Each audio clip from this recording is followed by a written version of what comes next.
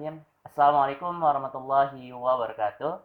Hidup mahasiswa, hidup rakyat Indonesia, hidup perempuan Indonesia. Perkenalkan, nama saya Ahmad Sobirin. Saya merupakan Kepala Dinas Advokasi Kesejahteraan Mahasiswa dan Sosial Politik BEM FMIPA Universitas Riau. Baiklah, pada hari ini kita akan mengadakan acara diskusi, yaitu MIPA Educate Discussion, merupakan acara diskusi bersama pimpinan Dekanat FMIPA Universitas Riau. Acara ini membahas seputar informasi isu-isu sekitar FMIPA. Acara ini ditaja oleh Dinas Advokasi Sosial Politik dan juga dari Dinas Kominfo BEM FMIPA Universitas Riau. Baiklah, pemateri kita pada hari ini yaitu Bapak Awidrus, merupakan Wakil Dekan 3 bagian kemahasiswaan dan alumni ya Pak? Alumni dan kerjasama. Baiklah, Bapak Awidrus merupakan dosen dari jurusan Fisika FMIPA Universitas Riau. Selamat siang Pak. Selamat siang, Assalamualaikum. Baiklah, mungkin langsung saja nih Pak kepada pertanyaan-pertanyaan seputar pertanyaan dari mahasiswa tentang isu-isu yang di FMIPA nih Pak, yang mungkin titipan juga dari Dinas Advokasi Sosial Politik tentang apa sih yang terjadi di FMIPA. Baiklah, pertanyaan pertama Pak, mungkin apakah ada kemungkinan nih Pak di semester ganjil depan bahwa perkuliahan di FMIPA ini akan dilaksanakan secara tatap muka Pak, apalagi kan yang mahasiswa yang ada praktikum, praktek dan sebagainya Pak. Baik, Assalamualaikum warahmatullahi wabarakatuh. Selamat siang semuanya. Apakah mungkin, kira-kira pertanyaan seperti itu ya, kita akan melaksanakan kuliah secara tatap muka? Artinya dosen dan mahasiswa akan berada di dalam kelas. Ya, kira-kira seperti itulah. Semester yang lalu kita sudah melaksanakan kuliah hibrid, ya. Untuk yang ada praktikum, ya, ini boleh kita laksanakan di laboratorium dengan mengedepankan protokol kesehatan yang ketat. Nah, kita kilas balik lagi bahwa pada saat itu di Riau ataupun di Pekanbaru, ya, kalau kita perhatikan data, ini masih dalam rentang katakanlah seratusan yang terpapar COVID. Untuk hari ini dan beberapa hari yang lalu kita perhatikan dari data yang dikeluarkan oleh pemerintah Provinsi Riau, di Provinsi Riau itu sudah 1000-an, di atas 1000, ya, di atas 1000 setiap hari, ya.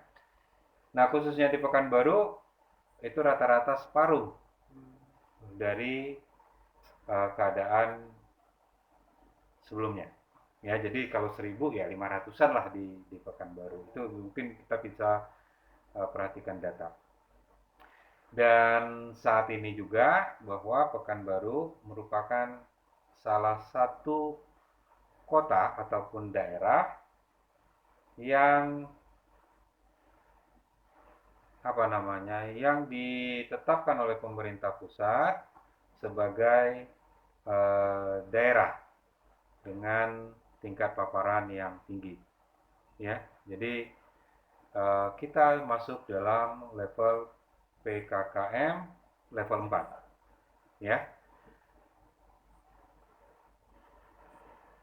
Memang ada semacam bayang-bayang lah dulu ya, atau semacam keinginan kita agar perkuliahan kita di semester ini itu akan dilaksanakan secara semi, ya. Semi, ada kuliah yang tetap muka, ada kuliah yang tetap online. Nah, ketika itu, ya tadi yang saya sampaikan di awal tadi, bahwa paparan dari COVID kita di daerah Pekanbaru masih dalam rentang seratusan. dan kita tidak masuk dalam PKKM level 4 ketika itu, walaupun istilahnya baru sekarang. Nah, saya pikir kita bisa berpikir bahwa untuk melaksanakan, kalau kondisinya seperti ini, untuk melaksanakan kuliah tatap muka di kelas tadi, ya, ini rasanya cukup berat. Kenapa? Ya, kita juga harus menyadari bahwa Universitas Riau itu berada di Pekanbaru, ya, berada di Pekanbaru. Kemudian kepala daerahnya tentu kita akan mengikuti apa yang disarankan, apa yang dikeluarkan aturan-aturan itu oleh pemerintah Kota Pekanbaru. Ya, jadi kita lihatlah keadaan ke depan. Mudah-mudahan COVID ini semakin berkurang, ya, sehingga pihak rektorat nantinya dapat mengambil keputusan, tentu bekerja sama dengan Satuan Tugas COVID Universitas Riau, ya, dapat memberikan yang terbaik lah untuk kita semua di sini.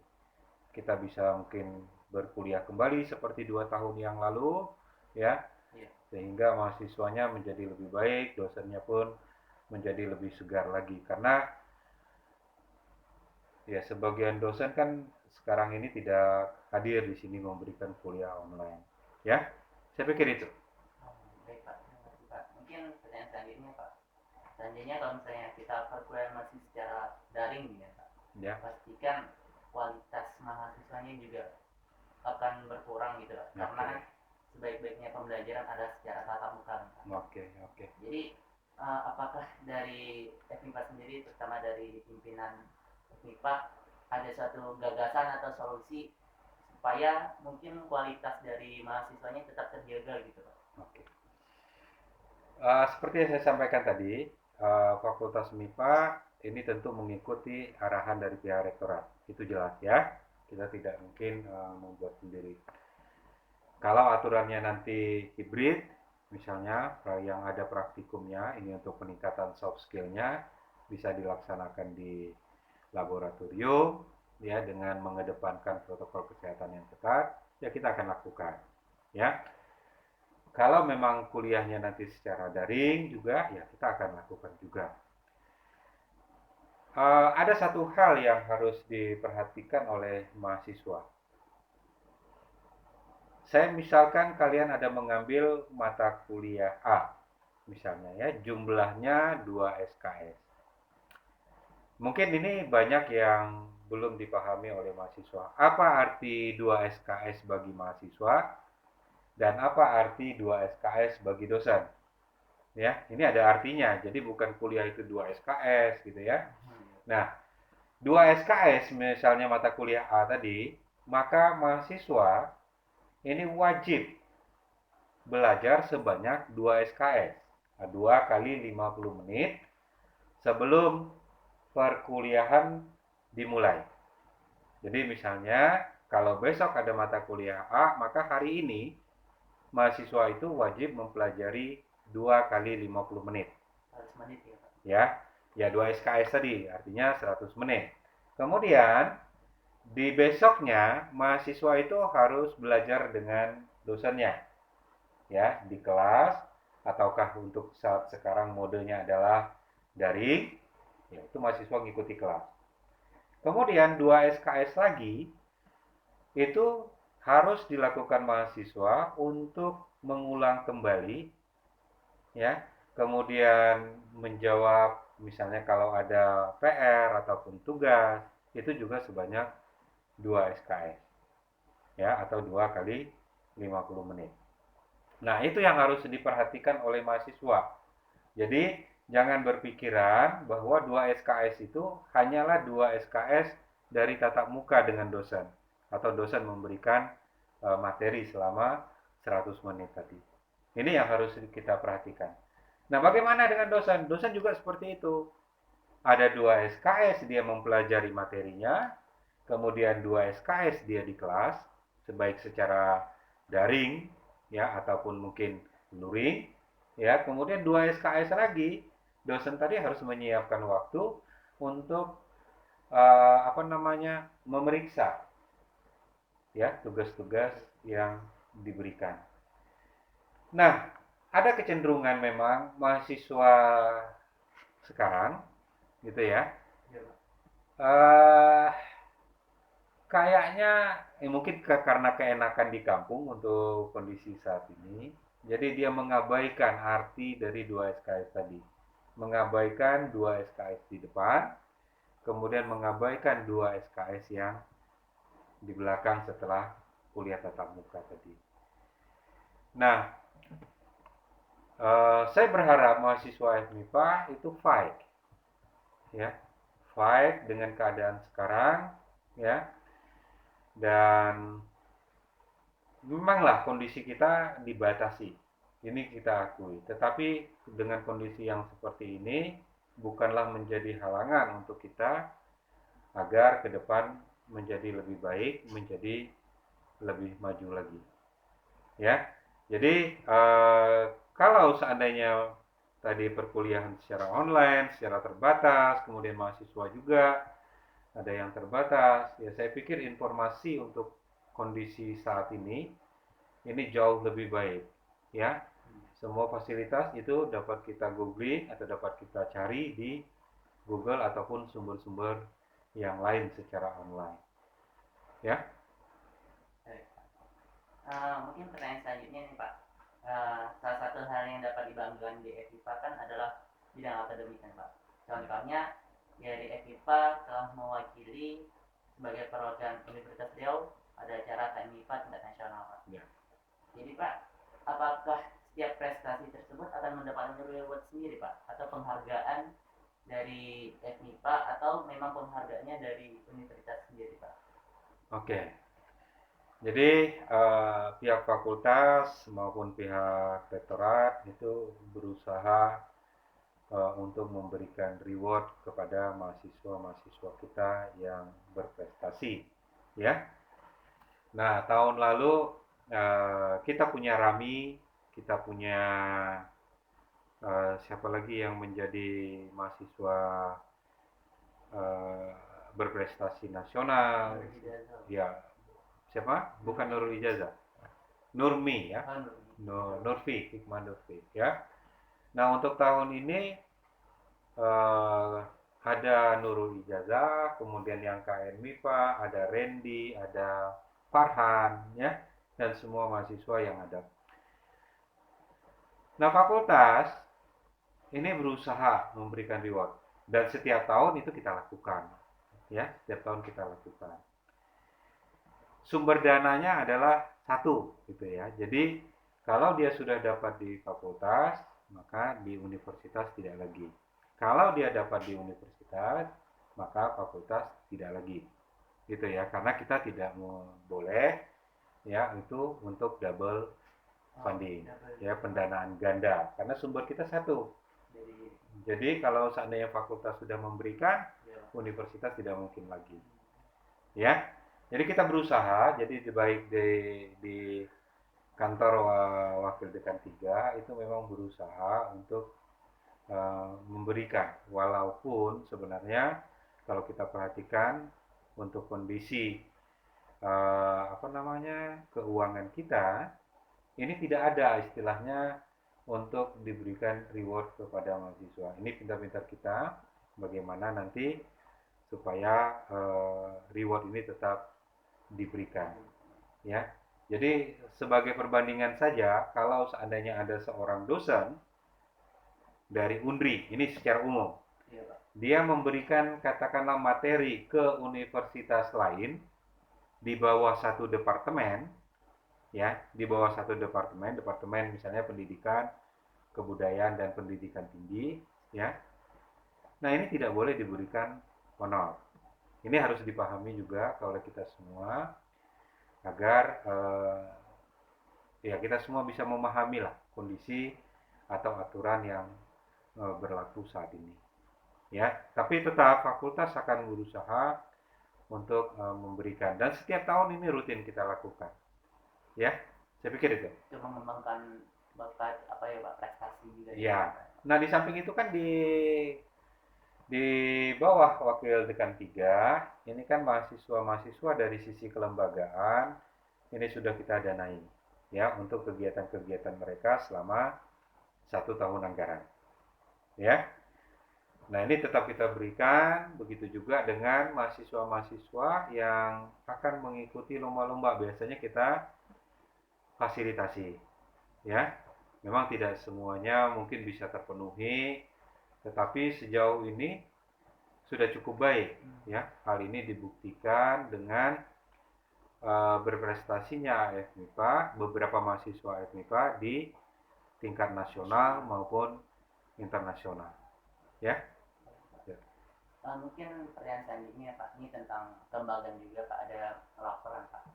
Mengapa pengajuan di FMIPA ini terkesan lama Pak? Contohnya pengajuan barang gitu kan Pak. Kemudian juga pengaduan juga kepada kami kan Pak. Mengapa sih pembuatan surat aktif bahkan transkripnya ini terkesan lama gitu Pak? Padahal sangat dibutuhkan segera gitu Pak. Oke. Dan sebagainya. Saya pikir kalau surat aktif kuliah kalian masukkan hari ini, besok sudah keluar kan? Apa Pak? Ada yang lapor juga kan Pak? Dia buatnya misalnya di hari Senin Pak. Kemudian di hari Jumat di jam kerja juga Pak. Di hari Jumatnya misalnya itu belum ada gitu Pak. Itu melapor juga kepada kami di Dinas Advospol. Setahu saya tidak ada gitu. Setiap hari saya menandatangani surat aktif kuliah. Begitu dimasukkan dia hari Senin, maka besoknya paling lama itu sudah keluar. Karena staf itu 2 kali bekerjanya. Yang masukkan misalnya hari Jumat, ya, maka Senin pagi itu dicetak. Yang masukkan Senin pagi, biasanya Senin sore sudah dicetak dan saya tanda tangani. Ya, setahu saya tidak ada yang misalnya sampai hari Jumat, terkecuali mungkin. Ya, kalau minggu yang lalu kan ada staf kita yang terpapar. Ya, kalian harus memahami itu siapa yang mau mengerjakan. Staf kita terbatas 2 orang. Ya, dan duduknya berdekatan. Kalau di satu menjadi terpapar, maka yang lainnya di situ dia menjadi kontak erat dan kita wajib meminta dia untuk melakukan isolasi mandiri. Ya. Kalau kasusnya mungkin minggu yang lalu, ya itu kita ini kan. Dan saya sudah mengumumkan ke koordinasi dengan kelembagaan bahwa itulah keadaan kita. Ya. Nah, kalau misalnya di bagian akademis, saya pikir itu juga sama lah. Ya. Jadi diproses dulu dari depan, semua diterima, kemudian dicetak lagi. Dan ingat, yang mengurus itu bukan satu mahasiswa. Banyak ya Pak. Ya, yang mengurus itu bukan satu mahasiswa. Ya, mengurus transkrip mungkin yang mahasiswa yang lainnya juga mengurus yang lainnya. Transkrip biasanya mereka mau ujian. Ya, kita maklumi itu. Nah, untuk beberapa hari ini, ya, karena kita sudah masuk PKKM kemarin darurat, sekarang keempat, ya, saya pikir kalian sudah membaca surat edaran dari Wali Kota Pekanbaru bahwa di kantor ini hanya maksimum bisa ada 25%. Ya. Nah, kalau 25% kemungkinan komunikasi saja. Ngurus hari ini kan pegawainya berbeda dengan pegawai untuk besok. Ya. Nah, ini harap dimaklumi sajalah karena kondisi kita yang memang dalam keadaan keterbatasan. Ya, kita juga harus mengikuti surat edaran dari wali kota tersebut. Nggak mungkin kita mengabaikan seperti cerita di awal tadi bahwa ada hierarki yang harus diikuti. Universitas memang dia berada secara vertikal dengan Departemen Pendidikan Kebudayaan dan Pendidikan Tinggi. Ya, tetapi harus diingat bahwa hierarki dari departemen kita ini kita tidak bisa melepaskan hierarki kita terhadap pemerintahan daerah. Karena kita berada di Kota Pekanbaru. Walau bagaimanapun kita tetap harus mengikuti ya surat edaran dari wali kota tersebut. Nah, yang apa Pak? Yang laporan ya Pak, yang pengajuan barangnya terkesan lama nih Pak. Kenapa tuh? Oke, untuk pengajuan barang saya memang tidak begitu memahami ya. Tetapi prinsip kehati-hatian itu harus dipenuhi. oleh pegawai yang melakukan ini. Jadi ada langkah-langkah yang harus diikuti. Kita tidak mungkin bisa kalau ada anggaran pagu misalnya di bawah 200 juta, mungkin kita bisa cepat karena kita bisa langsung menunjukkan. Tetapi kalau pengadaan lebih dari 200 juta, maka itu harus tender. Nah, proses-proses tender ini yang saya mungkin yang menghabiskan waktu cukup lama. Tetapi ingat ya bahwa yang saya sampaikan ini untuk masalah ini saya tidak begitu paham. Ya, tetapi saya pikir untuk proses tender ya tentu ada langkah-langkah ataupun step-step yang harus dipenuhi. Ya, nggak mungkin kita kalau pakai uang pribadi, saya mau beli kamera misalnya, duitnya ada, saya langsung bisa beli ke toko, barangnya ada, selesai. Enggak, tapi di sisi keuangan ini, pemerintah khususnya, ya harus ada mengikuti aturan-aturan yang harus dipenuhi. Ya. Mungkin ini pertanyaan terakhir nih Pak. Ya.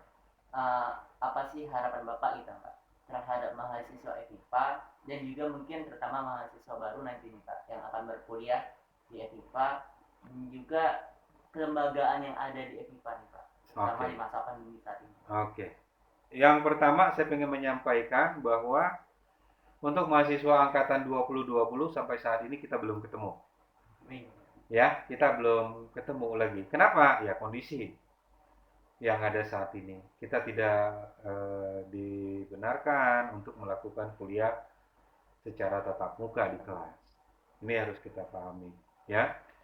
Kemudian untuk yang tahun 2021, ya seperti saya sampaikan tadi, kita tunggu informasi apakah kita nanti kuliahnya terbatas ataukah, tapi saya agak pesimistis kalau seandainya kita lakukan kuliah di kelas. Ya, dengan kondisi saat ini. Iya. Dengan kan baru untuk PKKM-nya itu berada di level 4. Agak surat edaran ini sudah kita baca bahwa untuk sekolah maupun perkuliahan itu dilaksanakan secara online atau daring. Ya. Nah, kepada mahasiswa semuanya baik tahun 2020 maupun yang akan datang 2021 ya. Tetap fight, saya katakan walaupun belum pernah datang ke kampus ya yang berada di luar kota ya, sering bertanya dengan kakak kelasnya atau seniornya nanti. Jadi di acara PKKMB nanti kita akan bentuk setiap satu senior itu akan akan membantu sekitar 10 sampai 20 mahasiswa yang akan membimbing, membantu ya bagaimana misalnya secara ini mengambil mata kuliah yang disajikan dan seterusnya nanti ya. Dan kemudian juga untuk kelembagaan ini ya, saya pikir mahasiswa sudah memahami kondisi kita pada hari ini ya. Pelaksanaan kegiatan itu sangat terbatas ya, artinya terbatas di sini tidak boleh lagi dilakukan secara offline ya, dilakukanlah secara daring ya. Orang lain bisa, mengapa kita tidak, gitu kan ya. Nah, dari sisi yang lainnya dosen juga sebenarnya ya, kalau boleh saya bercerita